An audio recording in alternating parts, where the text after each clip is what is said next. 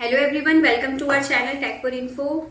So we have decided to announce a course especially for CUET MC examination. This course is specially designed for CUET aspirants. Myself Srishti Voshni, I will be your instructor throughout this journey. If you are a beginner or an experienced learner, this course is specially for you. We will be there to help you succeed your mission in MC examinations. आज से मैं आपसे regular इसी channel पे मिलूंगी. As we know, mathematics का सबसे ज्यादा वेटेज होता है हमारा CUET में. So we have decided to cover mathematics first. So today in this video we will be discuss vectors. Vector एक इजी टॉपिक है बट इसका वेटेज बहुत ज्यादा होता है एग्जाम्स में. दैट इज वाई हम इसको सबसे पहले करेंगे because it needs practice. Let's start without any delay.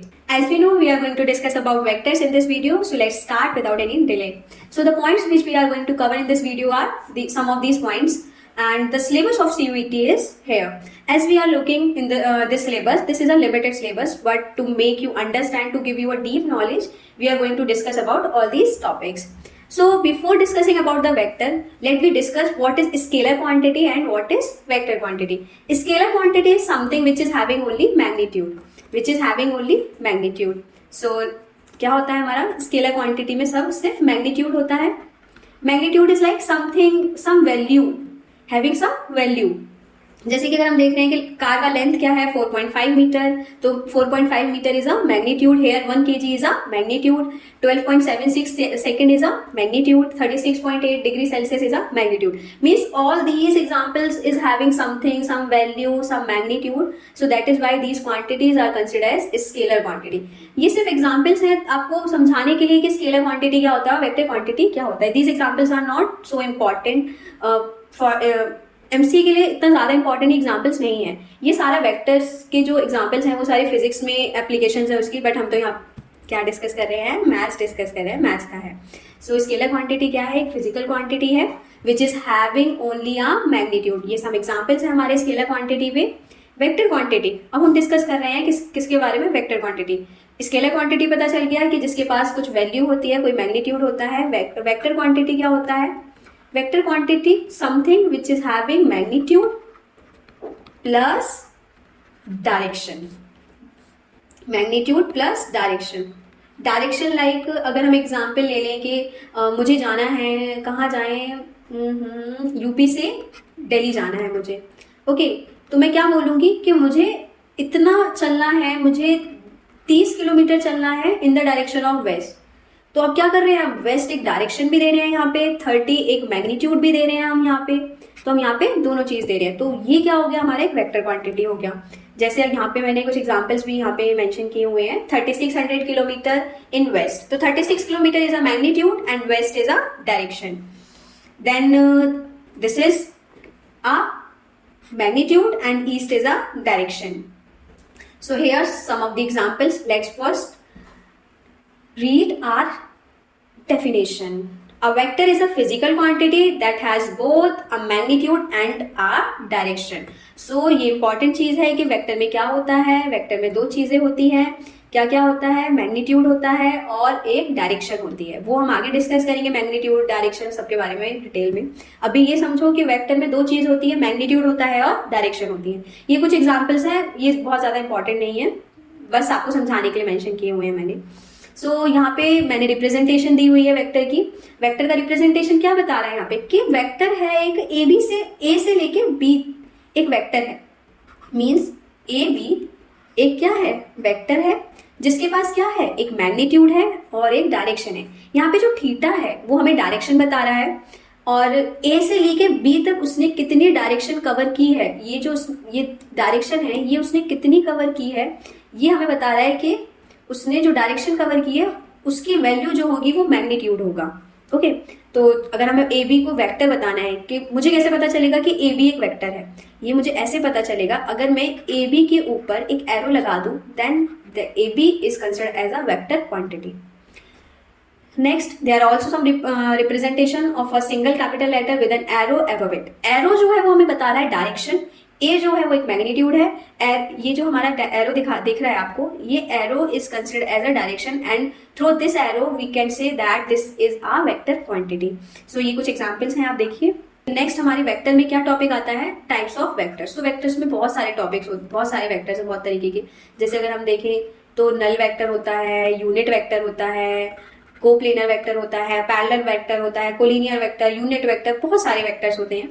सो मैंने यहाँ पे कुछ मेंशंस भी किए हुए हैं, जैसे जीरो वेक्टर। अगर मैं साथ साथ आपको समझाने की कोशिश करूँ तो जीरो वेक्टर अपने नाम से बता रहा है, जीरो वेक्टर मतलब जिसका मैग्नीट्यूड जीरो होगा, having value zero. Unit vector भी अपने नाम से बता रहे हैं, यूनिट मीन्स जो कि जिसकी वैल्यू वन होगी, ओके, इक्वल्स टू वन होगा, that is called unit vector. Like and unlike vector, like और अनलाइक हमने पहले भी मैथ्स में बचपन में पढ़ा है कि लाइक वेक्टर मतलब same same, unlike is different different. तो अगर मैं लाइक एंड अनलाइक बताऊं आपको, तो एक वेक्टर मेरा ए है एंड दूसरा वेक्टर बी है। अगर इन दोनों का डायरेक्शन सेम डायरेक्शन में जा रहा है, then these vectors are considered as a like vector. अगर एक वेक्टर ए है जो एक डायरेक्शन में जा रहा है एंड दूसरा वेक्टर अपोजिट डायरेक्शन में जा रहा है, तो इनकी डायरेक्शंस चेंज हो गई है, तो these vectors are considered as an unlike vector. कभी कभी इससे क्वेश्चन आता है कि कौन सा लाइक कौन सा अनलाइक, वो हम आगे डिस्कस करेंगे। कोलिनियर और parallel vector, parallel vector, parallel का तो बहुत सिंपल एग्जांपल है जो हम बचपन से पढ़ते आ रहे हैं और देखते आ रहे हैं, दैट इज जो ट्रेन की पटरी होती है, वो क्या होता है, पैरेलल वेक्टर का बहुत अच्छा एग्जांपल होता है। और अगर आप इस चीज से भी समझ सकते हो कि ऐसी दो लाइंस जो कि कभी भी मीट नहीं करें, जो कि इन्फिनिटी पे जाके भी मीट नहीं करती हैं, वो क्या होती हैं, पैरेलल होती हैं। तो ये दो क्या हो गए, पैरेलल हो गए। देखो अनलाइक भी पैरेलल हो सकते हैं और लाइक भी पैरेलल हो सकते हैं, तो पैरेलल एक अलग चीज है और लाइक और अनलाइक अलग है। अगर कोई वेक्टर पैरेलल है तो वो लाइक और अनलाइक हो सकता है, but we can't say it vice versa, means अगर कोई लाइक और अनलाइक है तो वो पैरेलल नहीं हो सकता। को इनिशियल, ये भी अपने नाम से बता रहा है कि जिसका कॉमन इनिशियल पॉइंट होता है, जैसे कि ए वेक्टर ये है और एक वेक्टर ये है, तो ये इसका कॉमन इनिशियल पॉइंट ये है, तो ये क्या हो गया, को इनिशियल वेक्टर। हम कह सकते हैं कि ए और बी क्या है, को इनिशियल वेक्टर्स हैं। को प्लेनर वेक्टर मतलब सेम प्लेन पे लाई करते हैं। सेम प्लेन कैसे, देखो यहाँ पे ध्यान से, ये एक प्लेन में बना के आपको बताती हूँ। ये एक प्लेन है और इस प्लेन में दो वेक्टर्स लाई कर रहे हैं, that is A vector and a B vector. तो ये जो ए और बी वेक्टर है ये कोप्लेनर वेक्टर्स कराएंगे, लाई इन द सेम प्लेन। को टर्मिनस वेक्टर, टर्मिनस मतलब जहां पे वो साथ में टर्मिनेट हो रहे होंगे। जैसे अगर मैं देखूं तो ये स्टार्ट यहाँ से हुए हैं बट टर्मिनेट यहाँ पे होंगे, तो ये पॉइंट सेम पॉइंट पे टर्मिनेट हो रहे हैं, that is why these are considered as coterminous vector. Negative of a vector मतलब कि कोई वेक्टर अगर एक डायरेक्शन में जा रहा है, उसका अपोजिट डायरेक्शन अगर हम निकालेंगे तो वो वेक्टर नेगेटिव हो जाएगा। रेसिप्रोकल ऑफ अ वेक्टर कि अगर एक वेक्टर हमारा है कि ए है और मैं उसका रेसिप्रोकल करूँ तो 1/a हो जाता है, that is a reciprocal of a vector. Position vector, ये हम आगे बहुत अच्छे से डिस्कस करेंगे। अभी इतना समझो कि ओरिजिन से अगर हम किसी का वैल्यू निकालते हैं तो उसको हम पोजीशन वेक्टर के फॉर्म में रिप्रेजेंट कर लेते हैं। इक्वालिटी ऑफ अ वेक्टर, के दो वेक्टर तभी इक्वल हो सकते हैं कि अगर उसका मैग्नीट्यूड, डायरेक्शन सब कुछ इक्वल हो। This is an overview of types of vector. Parallel vector, two vector said to be parallel if they have same direction. अगर उनकी डायरेक्शन सेम होगी तो क्या होगा, वो पैरेलल वेक्टर्स होंगे। Equal vectors, two vectors are said to be equal vectors if they have same magnitude. ये भी हमें पता है, इक्वल नाम से पता चल रहा है हमें। एंटी पैरेलल वेक्टर, देखो मैंने बताया था आपको कि जो हमारे पैरेलल वेक्टर्स है वो लाइक भी हो सकते हैं और अनलाइक भी हो सकते हैं। तो एंटी पैरेलल को इन्होंने रिप्रेजेंट कर दिया है अनलाइक में और पैरेलल को रिप्रेजेंट किया है हमने लाइक में। तो एंटी पैरेलल का मतलब डायरेक्शन अपोजिट हो जाएगी हमारी, सिंपल। नेगेटिव वही सेम चीज है कि अगर एक वेक्टर हमारा ए है, अगर आप देख पा रहे हो एक वेक्टर हमारा ए है और एक वेक्टर बी है, तो देखो इनका मैग्नीट्यूड अगर सेम है बट डायरेक्शन डिफरेंट है, तो मैं ए को इक्वल कर सकती हूँ माइनस ऑफ बी के।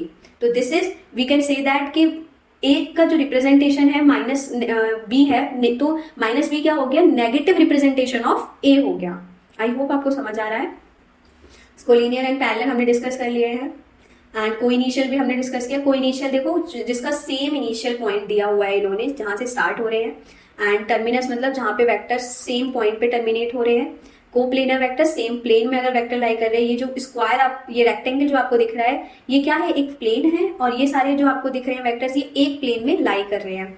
नॉन को प्लेनर वेक्टर मीन्स जो कि सेम प्लेन पे लाई ना करें। अगर आपको ये फिगर दिख रहा होगा तो ए बी सी ये तीन वेक्टर्स हैं जो कि अलग अलग प्लेन में से लाई कर रहे होंगे। 3 or more vectors said to be non-coplanar vectors if they are distributed in space. Space में अगर वो डिस्ट्रीब्यूटेड है, अलग अलग प्लेन में लाई कर रहे हैं, then these are considered as non-coplanar. Like and unlike हमने देख लिया है। पोजीशन वेक्टर इंपॉर्टेंट है, रीड करते हैं। The vector OA, here what is O? O is the origin. Origin से जो हम वेक्टर निकालते हैं that is called position vector. Let's read it. The vector OA which represents the position of the vector A with respect to a fixed point O called origin is called position vector of the point A if x, y, z are coordinates of the point A then O A equal to X I Y J and Z K. तो अगर मैं एक plane ले लेती हूँ, ठीक है, मेरा ये आई जे एंड के, ये आपको हम आगे समझाएंगे कि क्या होते हैं ये आई जे के, अभी सिर्फ रिप्रेजेंटेशन के लिए आप समझ लीजिए। और ओरिजिन मेरा ये है, तो ये ओरिजिन ओ कंसीडर हमने किया। ओरिजिन के कोऑर्डिनेट्स हमें पता है 0,0 होते हैं, और एक वेक्टर ए है जिसके कोऑर्डिनेट्स हमारे x, y, z दिए हैं। तो अगर मैं इस ओ से इस कोऑर्डिनेट की डिस्टेंस निकालूंगी तो सिंपल है कि x minus 0 of i plus y minus 0 of i plus z minus 0 of i आएगा, सॉरी z माइनस 0 जे के, जिसका भी हम कोऑर्डिनेट निकाल रहे हैं उसका ही रिप्रेजेंटेशन लगेगा, डायरेक्शन रिप्रेजेंटेशन है ये आई जे के। तो मेरा वेक्टर क्या आ जाएगा, ओ ए क्या आएगा मेरा, x of I y of j plus z of k, and simply ये पोजीशन वेक्टर होगा। मतलब पोजीशन वेक्टर से उस वेक्टर का distance is considered as position vector. Origin से अगर हम किसी वेक्टर का डिस्टेंस निकालते हैं that is considered as position vector, simple. Okay, so position vector of a dividing point, the position vectors of the point dividing the line in the ratio n internally और externally। तो हमारे पास क्या होता है, दो तरीके से डिवाइजन हो जाता है। देखो बहुत ध्यान से, मैं इस पॉइंट मैं एक वेक्टर ले रही हूँ, okay, so this is a A vector and this is a B vector and this is, और ये पॉइंट क्या है मेरा, ओरिजिन है, दिस इज एन ओरिजिन। तो मेरे से ये पूछा जा रहा है कि ओरिजिन से जो हम लाइन ड्रॉ कर रहे हैं इस लाइन पे, वो इस लाइन को किस में डिवाइड कर रही है, m रेशियो n में डिवाइड कर रही है। अब मुझे इसके कोऑर्डिनेट्स बताओ कि क्या होंगे, इस पॉइंट के कोऑर्डिनेट्स बताना है आपको। तो इस पॉइंट के कोऑर्डिनेट्स अगर वो इंटरनली बाइसेक्ट कर रही है तो उसका फॉर्मूला होता है m ऑफ b। इसको याद करने का बहुत इजी तरीका होता है, cross multiplication, means m of b and n of a upon m plus n। और एक्सटर्नली का अगर मैं फिगर देखूं तो वो भी कोई ज़्यादा टफ नहीं होता है। इसमें क्या होता है, हमें इस पॉइंट का कोऑर्डिनेट निकालना होता है, तो इसमें भी सिंपल होता है, इसमें भी हम क्रॉस ही करते हैं, क्रॉस मल्टीप्लिकेशन, कि m of b minus n of b, बस माइनस इन प्लस का डिफरेंस आता है हमारा इंटरनली और एक्सटर्नली में। ठीक है, some concepts about the linear independence and dependence of vectors are there. So linear independent vectors क्या होते हैं कि हमारे पास कुछ नॉन जीरो वेक्टर्स हैं a1 टू an, ठीक है। ये लीनियर इंडिपेंडेंट कब होंगे, जब हमारा x1, x2, x3 and xn तक सारे इक्वल टू 0 होंगे। बट डिपेंडेंट में ऐसा नहीं होता है। डिपेंडेंट में क्या होता है कि सारे 0 नहीं होते हैं, वहां पे उनका सम 0 होता है, but x1, x2, x3 is not 0। यहाँ पे देखो a1, a2, a3, an क्या है, वेक्टर्स हैं। x1, x2, x3 and xn ये सब क्या है, हमारी स्केलर्स हैं, स्केलर क्वांटिटी है, बट जो स्केलर क्वांटिटी है वो सारी 0 है। If all the scalar quantities are 0 then it considered as a independent vector. If all the scalar quantities are not 0 then it is considered as a linear dependent vector. अगर मुझे find करना हो कि linear dependent और linear independent में कैसे find करूंगी, तो आप यहाँ पे देखो, अगर हमारे पास 3 वेक्टर्स दिए हुए हैं a, b and c, 3 vectors दिए हुए हैं और मुझे बताना है कि लीनियर है या नॉन लीनियर इंडिपेंडेंट है या लीनियरली डिपेंडेंट है, तो कैसे फाइंड करूंगी मैं इसको।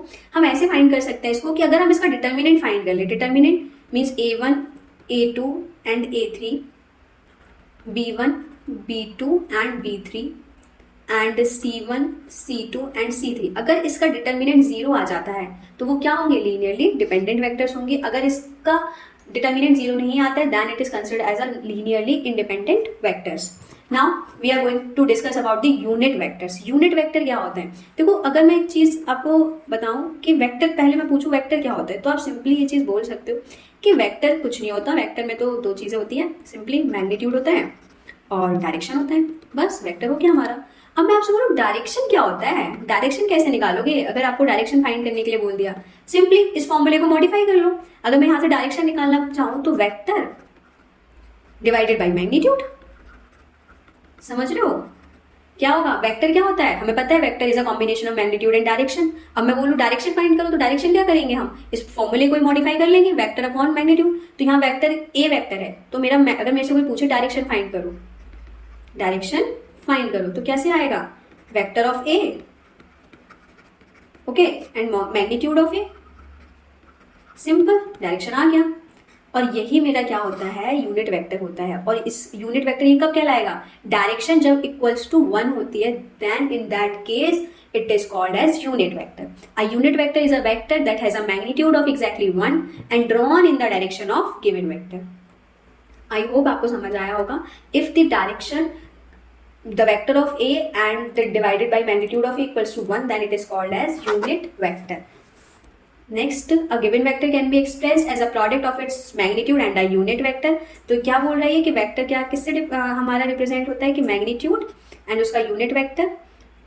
और अगर हमें यहाँ से यूनिट वेक्टर निकालना होगा तो हम क्या करेंगे, vector upon magnitude of the vector. ये जो मॉड आपको दिख रहे हैं ना, ये क्या है, मैग्नीट्यूड को रिप्रेजेंट करने का एक तरीका होता है कि अगर मुझे से बोल रहा है कि ये ए जो है इसका मैग्नीट्यूड निकालो, तो फिर समझ भी आना चाहिए ना सामने वाले को कि ये मैग्नीट्यूड है भी कि नहीं. तो मैं उसको रिप्रेजेंट करने के लिए क्या करते हैं, हम मॉड लगा देते हैं, मॉड के अंदर उस वेक्टर को पुट कर देते हैं, तो क्या पता चल जाता है कि हमने इस वेक्टर का मैग्नीट्यूड निकाला है. ये कुछ इंपॉर्टेंट टॉपिक्स हैं हमारे पोजीशन यूनिट वेक्टर को लेके, वो डिस्कस कर लेते हैं. मैंने अभी प्लेन डिस्कस किया था कि हमारी अगर हमें डायरेक्शन निकालनी होती है तो हम कैसे कैसे निकालते हैं. तो जो एक्स डायरेक्शन होती है उसमें हमारा आई कैप डायरेक्शन, जो एक्स एक्सिस होती है उस पर हमारा आई डायरेक्शन होता है, जो वाई एक्सिस होती है उस पर हमारा जे डायरेक्शन होता है, एंड जो जेड एक्सिस होती है उस पर हमारा के डायरेक्शन होता है. एक बार अच्छे से मैं ड्रॉ करती हूँ. अब ये एक्स डायरेक्शन में कौन सा होता है, आई कैप. ये क्या बता रहा है, हमारा डायरेक्शन बता रहा है एक्स एक्सिस की. और वाई एक्सिस पे क्या होता है, जे कैप बोलते हैं इसको. ये क्या बता रहा है, डायरेक्शन बता रहा है. एंड जेड एक्सिस पे क्या होता है, के कैप होता है. ये क्या बता रहा है, डायरेक्शन बता रहा है. तो अब हम इंपॉर्टेंट पॉइंट्स में यही चीजें डिस्कस कर रहे हैं कि unit vector parallel to X axis, Y axis, Z axis are denoted by I, J and K respectively. Means ये एक्स एक्सिस है, मैंने एक्स एक्सिस के पैरेलल एक वेक्टर ड्रॉ किया, this is a A vector. तो इसका direction क्या होगा, हमें पता है कि एक्स एक्सिस के पैरेलल है ये, तो पैरेलल का डायरेक्शन सेम होगा. तो इसका आई कैप है तो इसका भी क्या होगा, आई कैप होगा डायरेक्शन. सिमिलरली अगर वाई के पैरेलल में ड्रॉ कर लूँ तो इसका डायरेक्शन क्या होगा, जे कैप होगा. सिमिलरली के कर लूँ तो जेड के कर लूँ तो इसका डायरेक्शन क्या होगा, के कैप होगा. सिंपल पॉइंट अंडरस्टैंड हो गया होगा आई थिंक.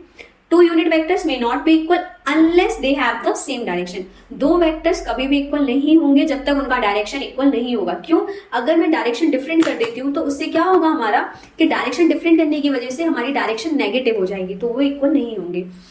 अब अगर सिंपली अगर मैं एक ट्राइंगल, ये नेक्स्ट पॉइंट समझाने के लिए मैं एक ट्राइंगल बनाती हूँ. ये क्या बोल रहा है कि अगर एक ट्राइंगल है जिसके position vectors A, B and C है, तो उसका सेंट्रोइड क्या होगा, इन तीनों के सम का 1/3 होगा.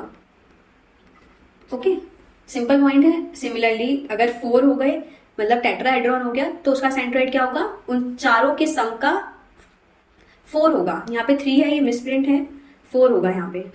ओके, 4 होगा. अब आती है क्वेश्चन की बारी. हम क्या करेंगे, अब क्वेश्चन डिस्कस करेंगे. मुझे उम्मीद है कि जितना भी हमने अब तक पढ़ा है आपको सारा टॉपिक समझ आया होगा. इन अ केस अगर आपको समझ नहीं आया है, then ask me in the comment box, I will definitely reply you. In a case अगर आपको उसके बाद नहीं समझ आते तो आप रिपीटेडली वीडियोस देखने के ट्राई करो. अगर कोई मिस्टेक आपको लग रहा है कि आपको ये टॉपिक अच्छे से नहीं समझ आया, then mention it in the description box.